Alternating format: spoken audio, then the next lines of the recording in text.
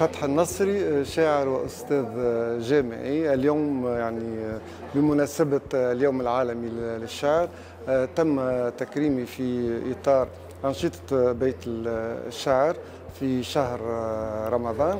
يعني أشكر القائمين على بيت الشعر على هذه الأمسية الرائقة التي جمعت بين قراءة الشعر والتكريم، يعني تكريم شخصي وتكريم الشاعرة يعني سامية ساسي.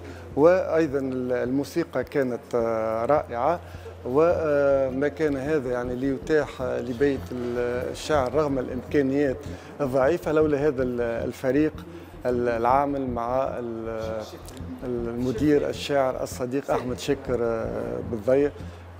أجدد شكري لبيت الشعر وأتمنى له المزيد من الإشعاع.